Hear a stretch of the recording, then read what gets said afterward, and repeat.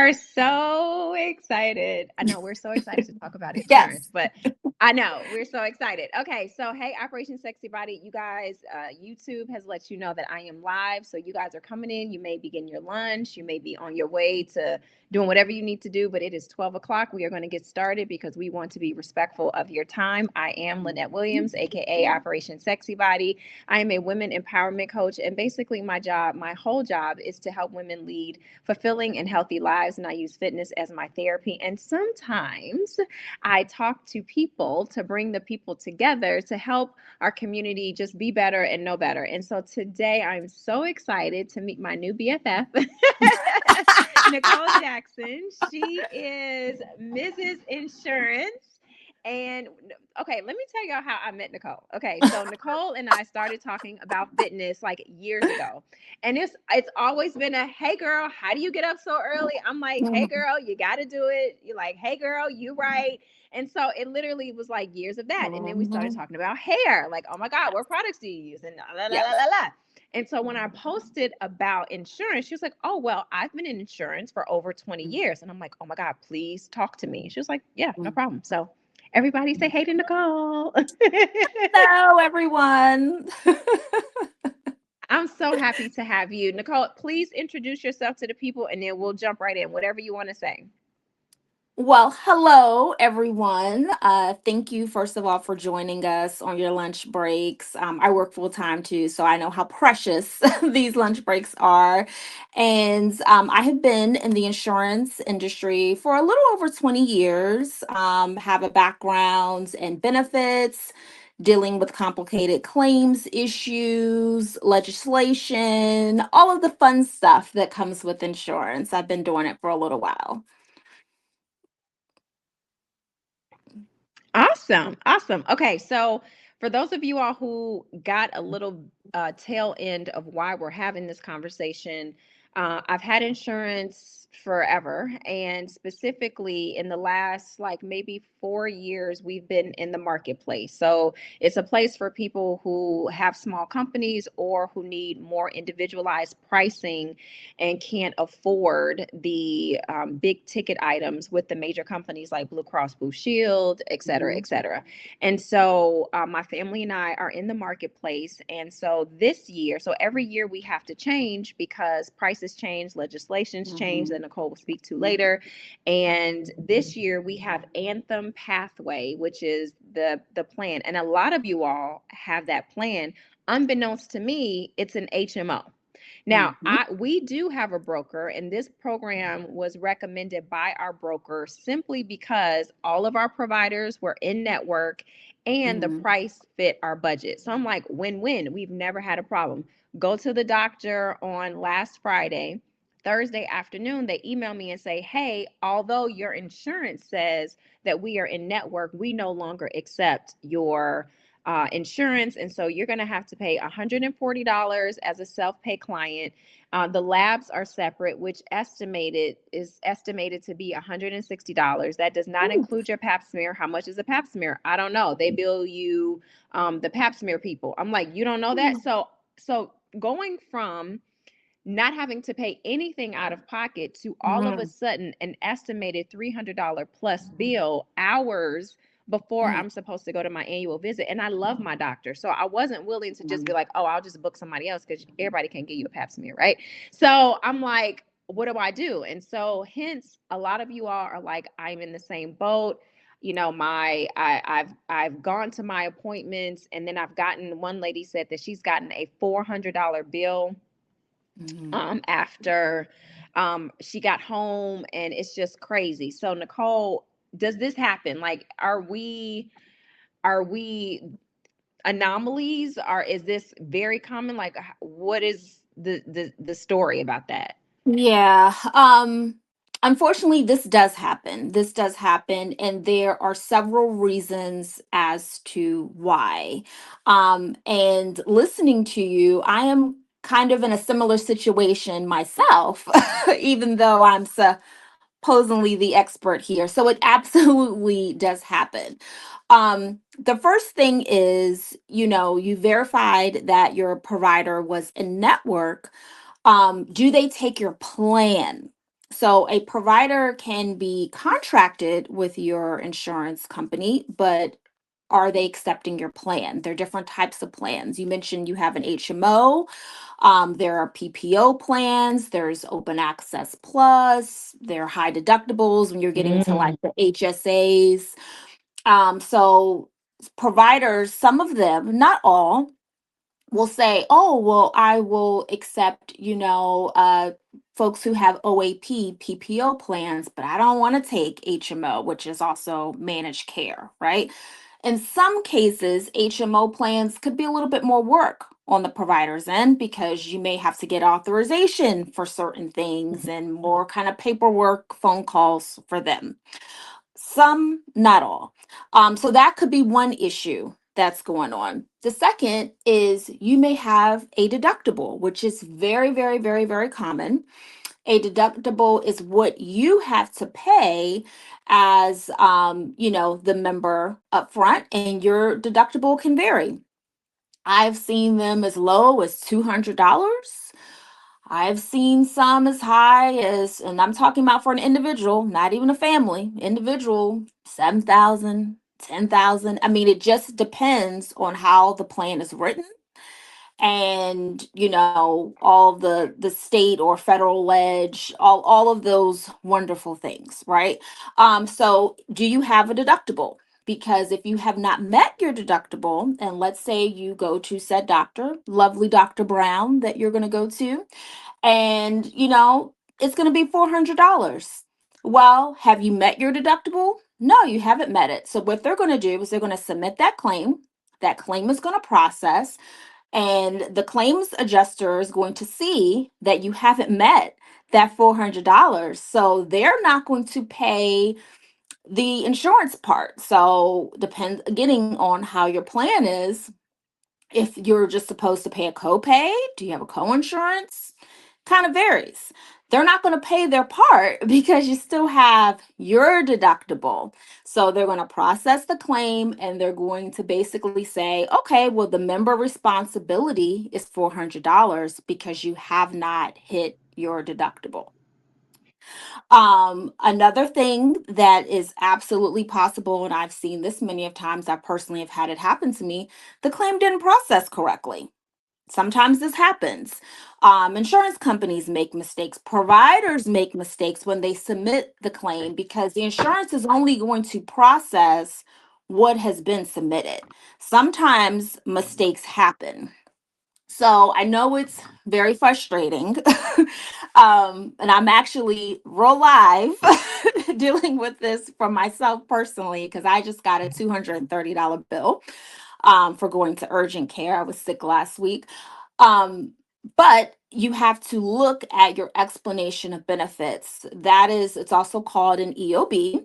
And once a claim is processed, it's going to tell you, has it been paid? Has it been denied? And it's going to give you codes. The codes are typically towards the bottom. You want to read that. I look at everything. Does everything match up? Is everything what it's supposed to be? Don't just immediately, oh, I see a bill. Oh my God, I'm going to panic. I'm going to pay. No, no, no, no, no. You look at that EOB. You look at how everything has been processed. Something doesn't look right. I know I checked my plan. I'm looking, it says I met my deductible. Why didn't this, why am I only responsible for my copay or coinsurance? Then you want to call your insurance company.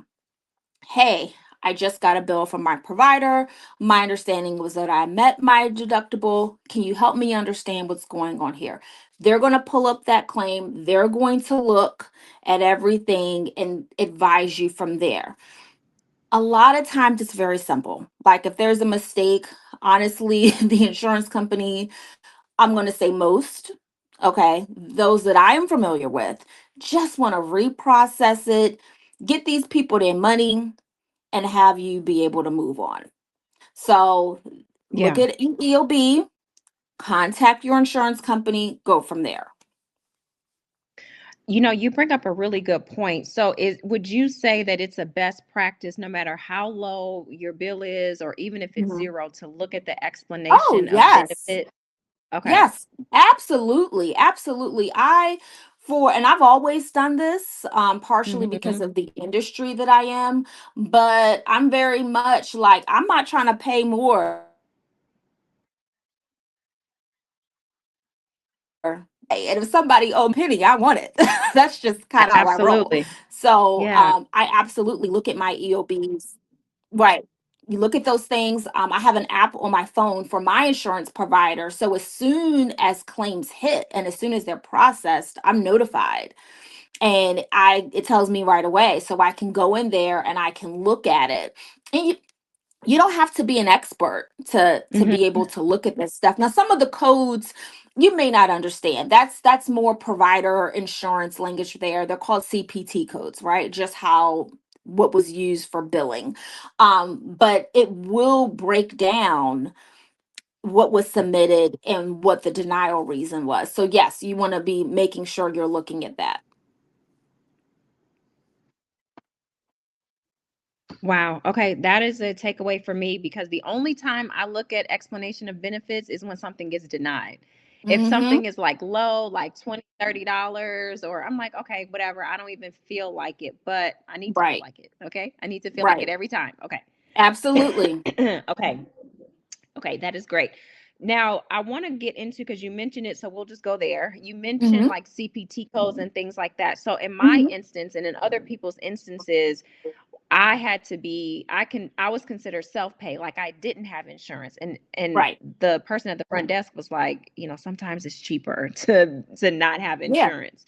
Yeah. So if a person has to self-pay and be deemed as though they are not insured, Mm-hmm. run through the process of how they can potentially get reimbursed, submit a claim, all that. Yes, yes. So with self pay, for one, you have to look into, do I have out of network benefits? If you don't have out of network benefits, then you were just Okay. self pay in the sense that you were paying whatever you owe to the provider, but you're not submitting anything to your insurance because doesn't matter. You don't have the out of network benefits. So don't bother dealing with the paperwork and all of that. They're not going to reimburse you anything. Another thing is you have to ask yourself if you do have out of network benefits, out of network, the deductibles, the out of pockets are going to be higher because they want people to use Mm, the network. They want you to use the network. yeah. So, most of the time, there's always an exception to the rule, but most of the plans that I have seen personally, the out of network benefits are higher. So, you have to ask yourself, let's say I'm going to use myself as an example. I believe my out of network deductible, I don't know, maybe like $10,000 for family. Are we going to hit this? Is this possible? Is it even worth it to me to submit the claim? My son sees an out of network doctor. I am not switching her whatsoever, but we only see her maybe two, three times a year.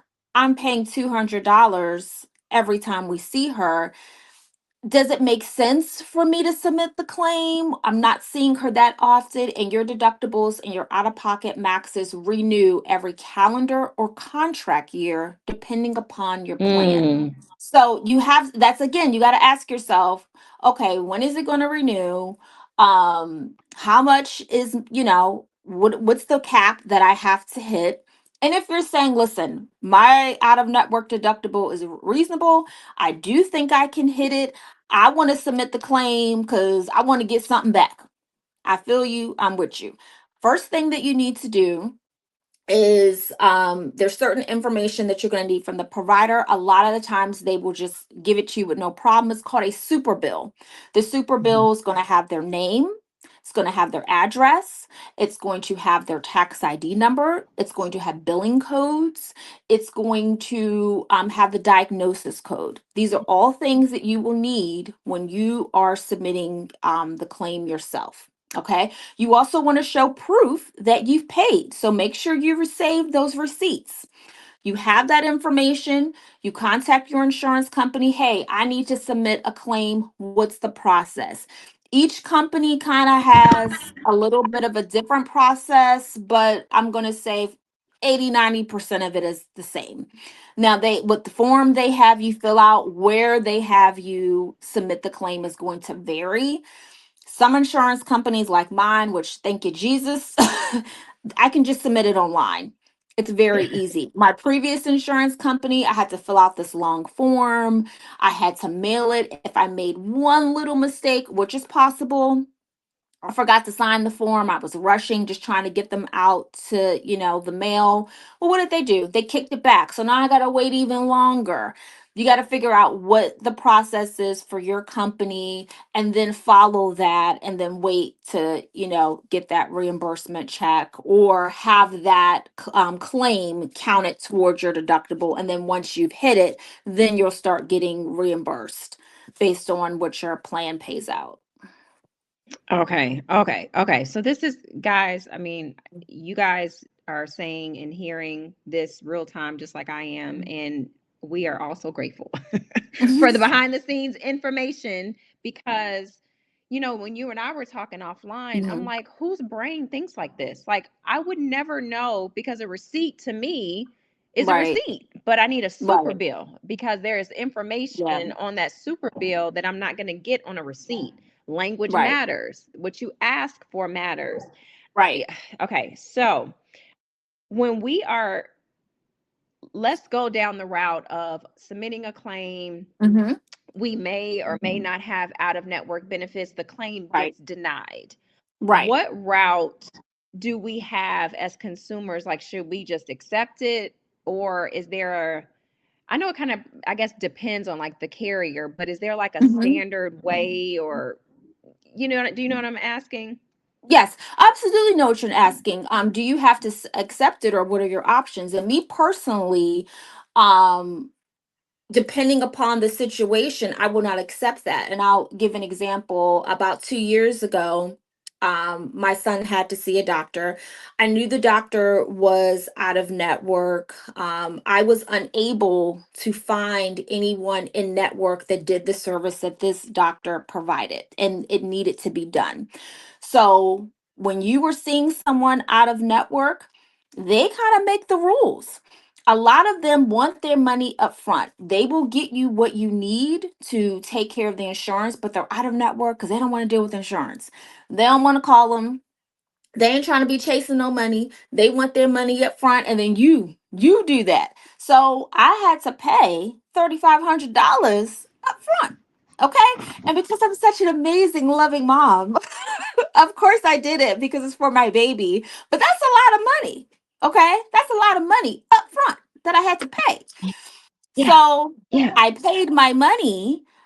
I submitted my claim to the insurance. Insurance denied my claim. um I was not going to just accept that denial because that is a lot of money, especially in this Yeah. economy. So what I Yeah. did is I appealed it. Whenever I contact insurance and I'm asking questions, I write everything down: who I Mm. spoke to, the day, the time, what was discussed. I write notes every single time. And I make this habit when I'm really talking to anybody because you never know what you need. Because I took such diligent notes on what this representative told me to do, and I followed what she told me to do. And then my insurance decided that they were, at the time, that they were going to deny. I was able to appeal and win because of the notes Wow. that I took. And they could pull the calls. See, all the calls are recorded.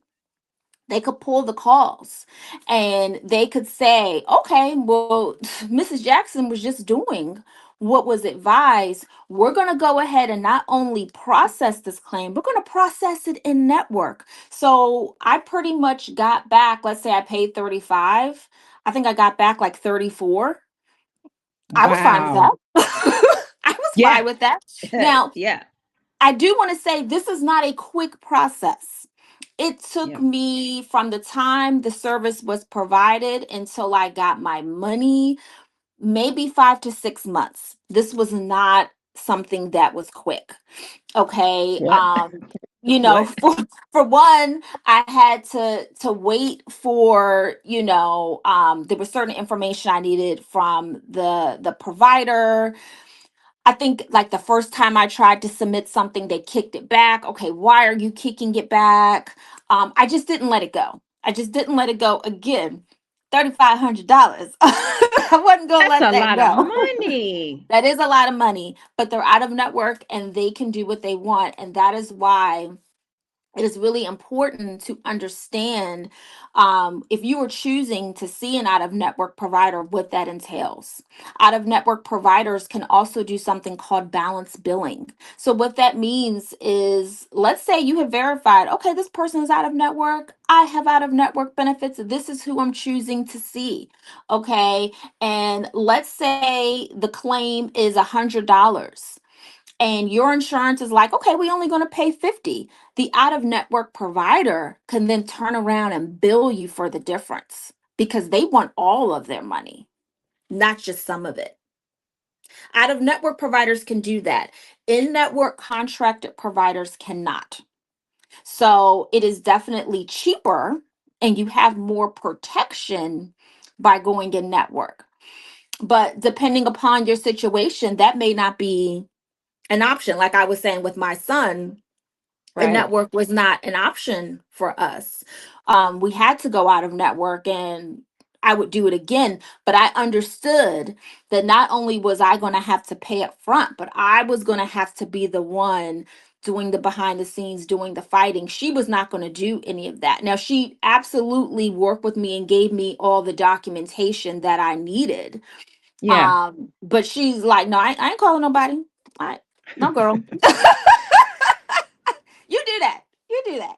I got my money. Well, you bring up a really you bring up a you bring up so many great points in that story because number one, you had to have out of network benefits because had you Right. not had out of network benefits, you would have needed to do whatever you needed to do for your baby, but you would have been out of that money because there was no Well, provider and in network. right. Well, in this case, um, I was able to get an exception. So I did Oh, not have out of network benefits. So an exception is when, and this happens, you're looking for a certain specialty, the network does not, you can't find anyone, not no one within, I think like a, typically the radius is like 25, between 25 50 miles. Couldn't find anyone that's available within a okay. reasonable amount of time. You can request that, can an exception be made. Also the term ad hoc, that's another term as well. It basically means the same thing. Can we treat this provider as a network? Can I get Mhm. authorization so when the claim is submitted, it would go against my in-network benefits? So in my case, they didn't have anyone that had the credentials that this, doctor had, or could provide the service.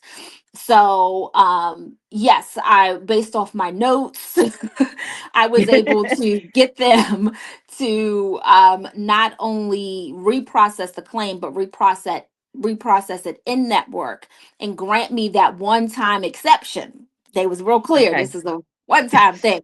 Like, don't do this again. Don't do this. But it was okay because I only needed to see her one time, and that Okay. was fine. But yes, there are times when they will do that.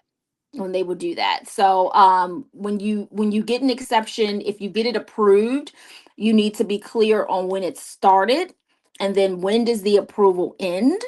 If you're getting close to the approval, and let's say you still need to see this doctor, I would contact them and see, is there any flexibility on getting it extended? Always ask. The worst thing they can say is no. Worst thing they can say is no. Mm, Okay. mm. Maybe there have been some improvements within the network within like that 6 months frame. Probably not. So I would just go ahead and ask.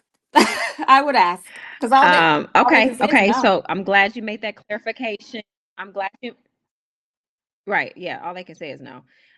That works for us when we're asking questions about insurance, but when kids ask us, like, no, because I said so. So, but that Right, doesn't apply right. here. So it's That's good to different. know that, That's different. yeah, that's different.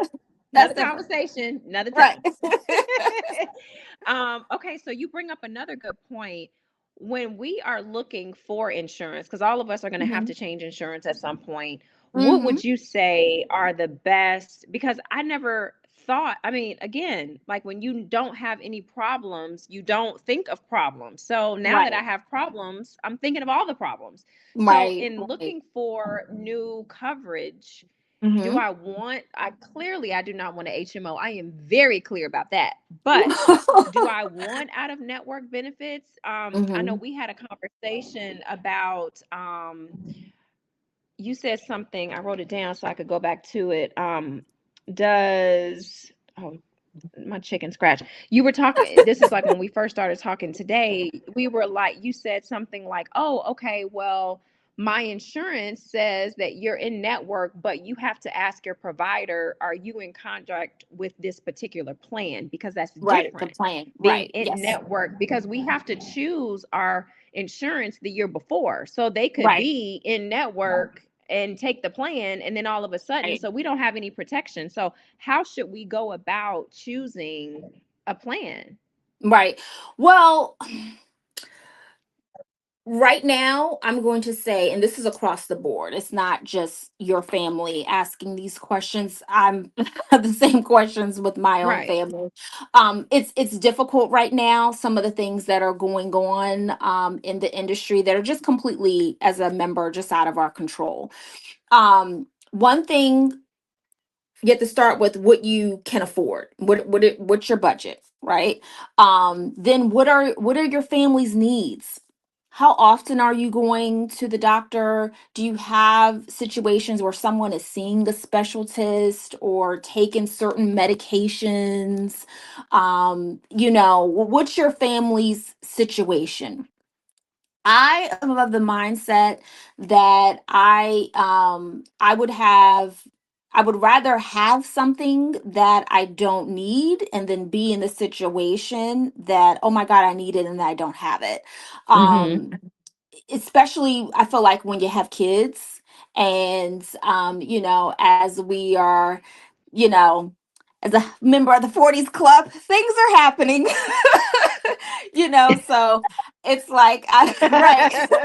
Yeah. um I would rather, have full coverage. That's the language I'm looking for. You really want to have Mm-hmm. full coverage. So if you can get a plan that is affordable and heavy on affordable, that is going Mm-hmm. to provide you in network and out of network coverage, then yes.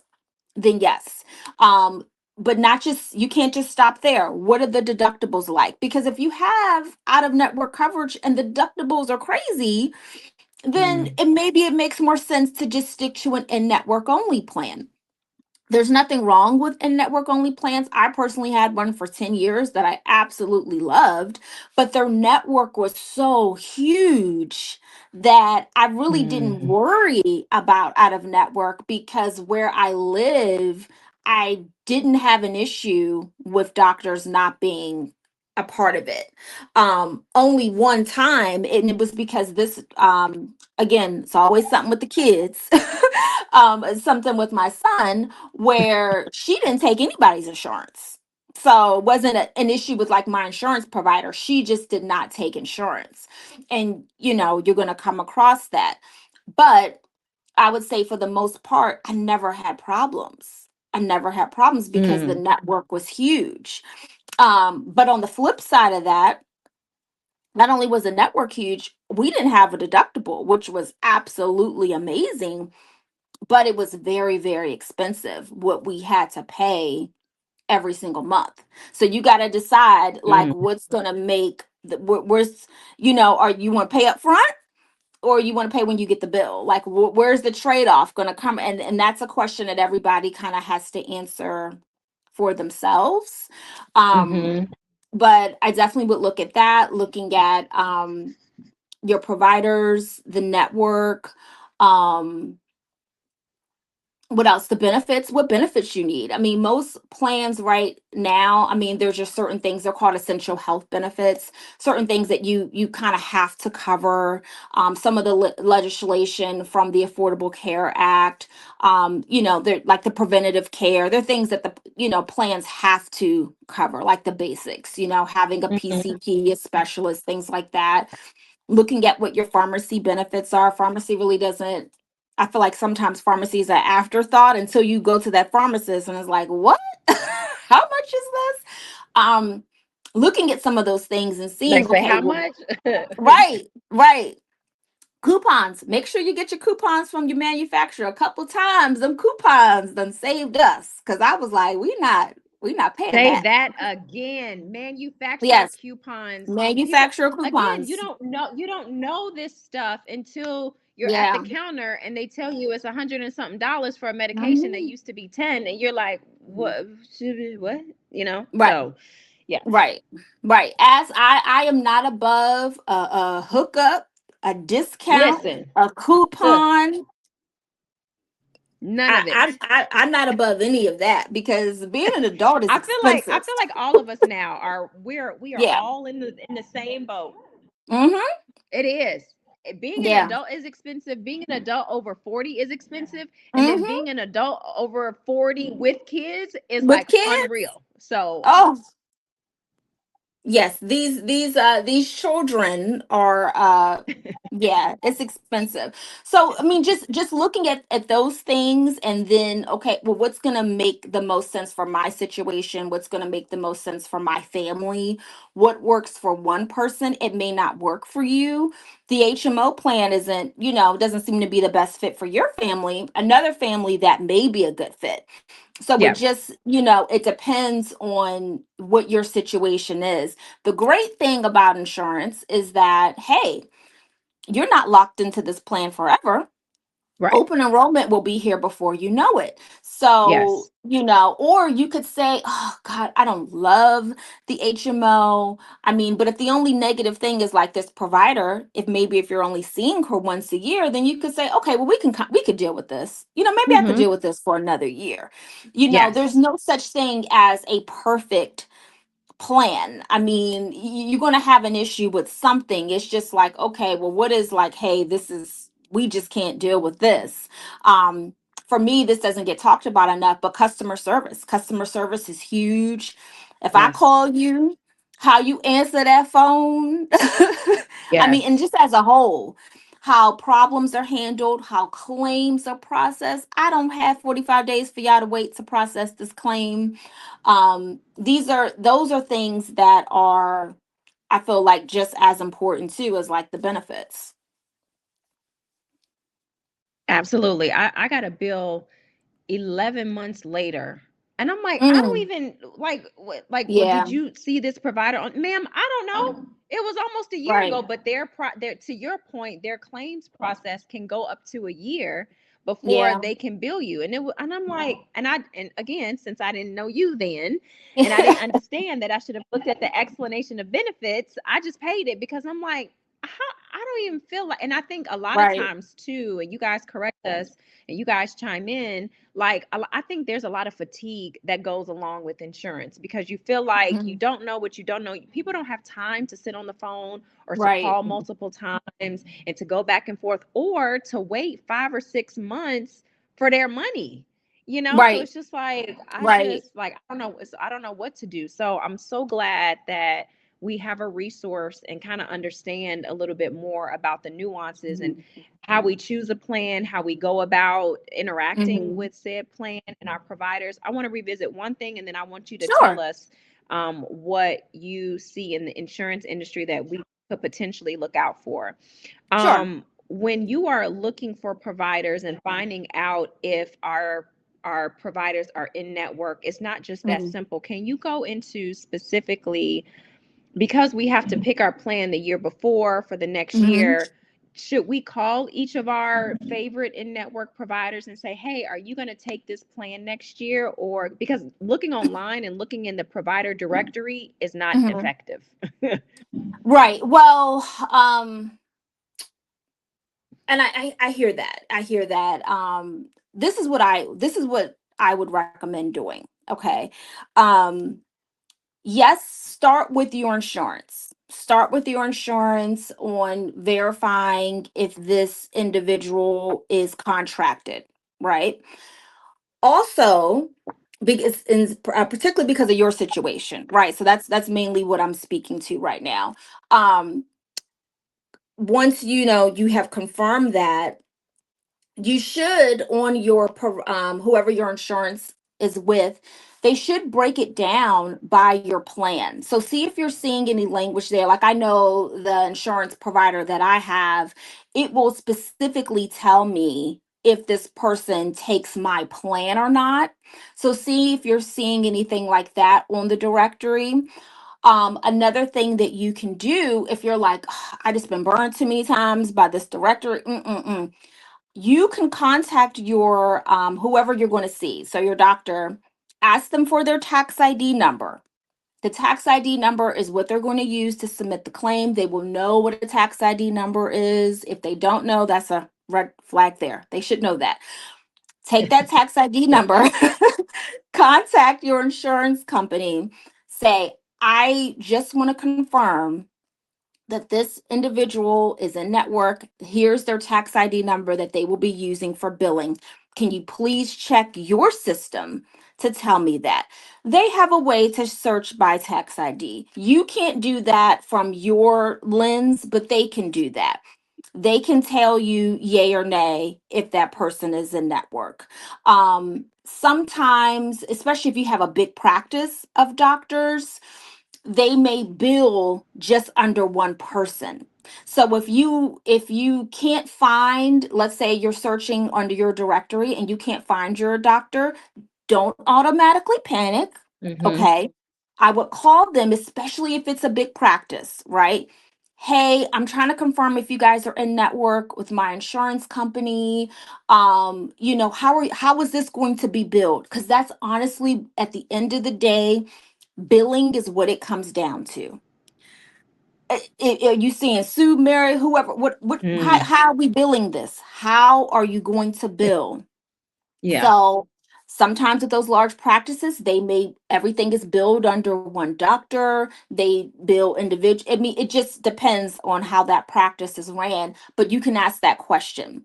Um, I never just go by, oh yeah, we accept your insurance. Because what does that mean? That means so many different things. That means that you'll just take my insurance. You're out of network. You may submit the claim for me. That means could mean that you're contracted. Just someone saying that they accept your insurance is not enough. You cannot go by that. You want to verify that they are contracted, and are they contracted with your plan? If you've taken nothing else from me, this conversation, are they Yes. contracted, and are they contracted with your plan? But the tax ID and how they're going to bill, that's really a surefire way of knowing, just kind of having that peace of mind that when that claim is going to come through, it's going to hit your in network benefits. Awesome. That is amazing.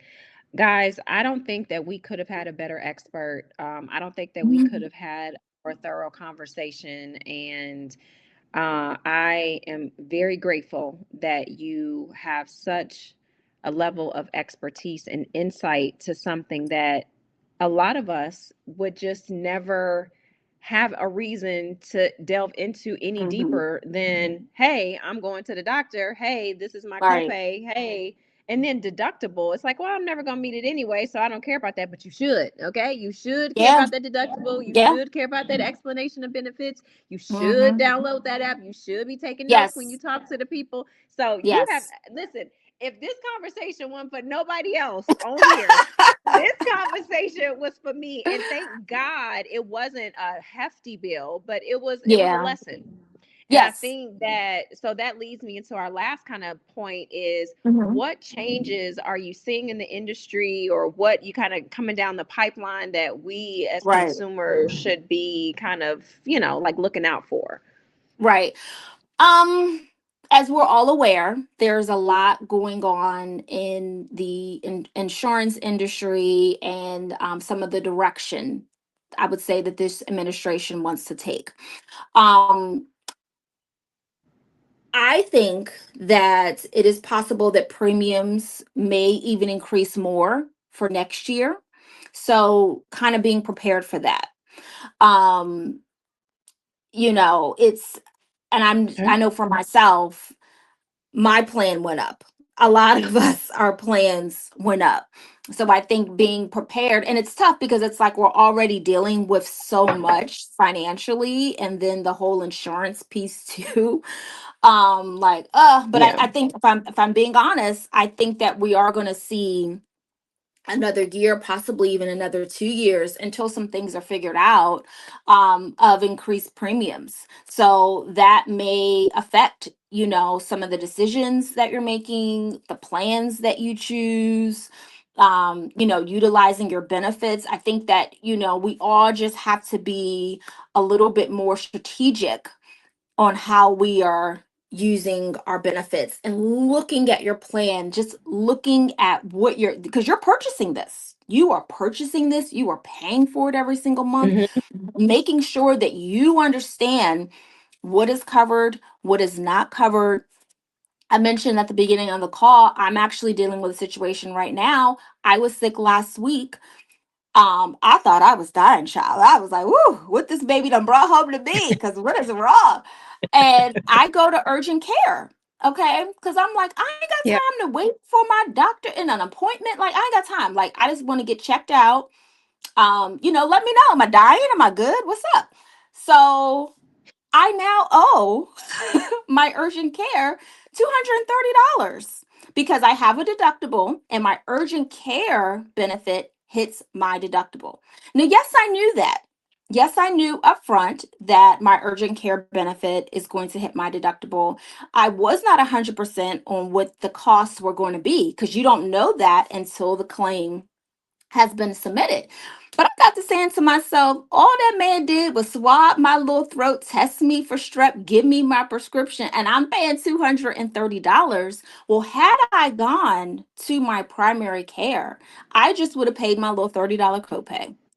So now I'm like, okay, you really, next time you're feeling sick, yes, the urgent care is more convenient.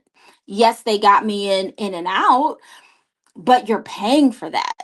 You're going to pay for that. So I Yeah. think that we all just have to be a Yeah. little bit more mindful. And that's why I said understanding on what your plan will and will not cover.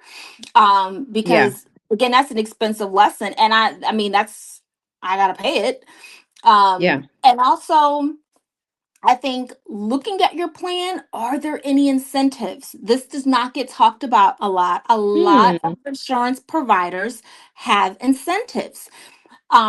It is more cost effective for them if you are using your preventative care benefits, right? Like not letting a small problem become a big problem.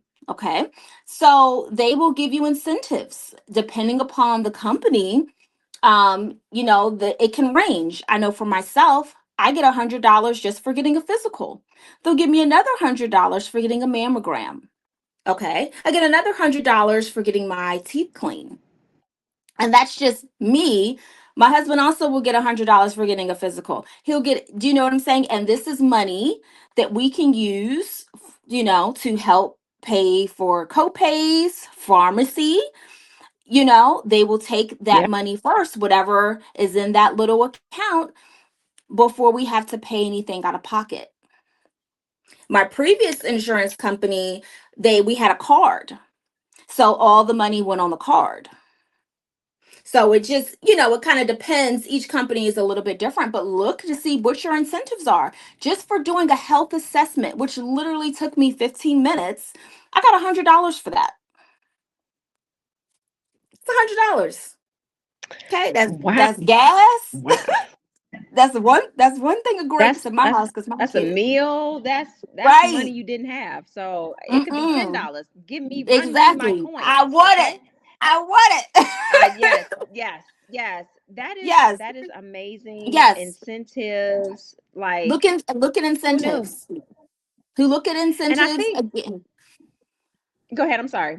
No, I was just going to say that this is why it's important to look at your plan site, look at the app, download the app, because there's a lot of good stuff that they'll have online that they want people to use. Mhm. Like you, someone who's in fitness and you work out every single day, you could have a plan that's like, oh, all we need you to do is just track it and tell us, and then we'll give you money for that. Well, you're already doing the work, you know? Give me my Right. money, okay? Right. But I think the overall consensus of this conversation, like, yes, there are nuances. Yes, this Hmm. came about because of my particular situation, but all of us should be worried about insurance. All of us should Right. be paying more attention to the fine print, because I know I'm guilty of looking at a plan. I have my hot points, like how much is it a month?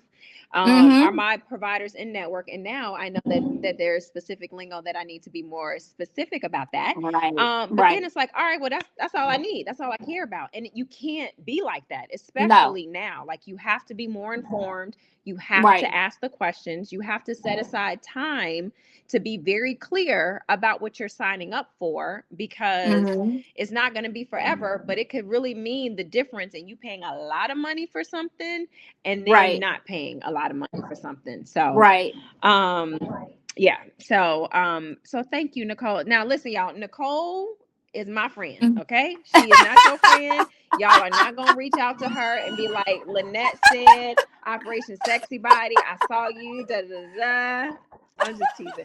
But Nicole is not a broker. I wish she was. Like, I wish I could get her No. business to, retire her and make her like live the life of luxury that she deserves. Oh, the Now, life however, preserves. comma, dot, Nicole will answer your questions underneath this video. So Yeah. if you are watching this live on replay, if you got to come back, if you got to rewatch it, she will do this for a certain amount of time. So if you look at this Yes. video two Yes. years later and you like, oh, Nicole, I got a question, she may or may not be amenable Yes. to answering your question. So Yes, yes, yes. I will do my absolute best to get to everyone's questions. I do work full time. I got a kid. My life is a circus. So yes. It's only one kid, but he like five kids. He is very, very uh, busy. So I will do my best to answer everybody's questions.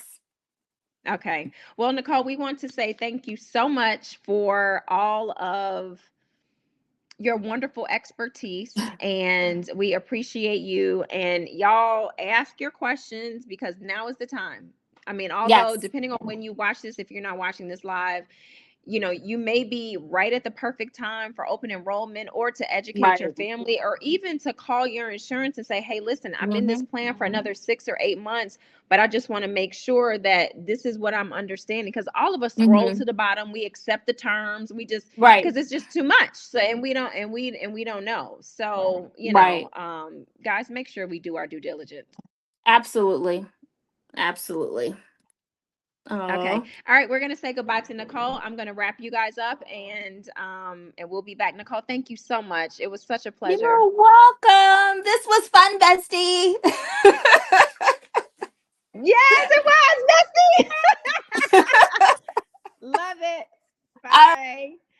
Okay, guys. So you have heard it. I am so grateful that you guys decided to come. Please comment your questions below. I'm trying a new platform to see how this works in YouTube. So also let me know about that. And I'll see you guys later.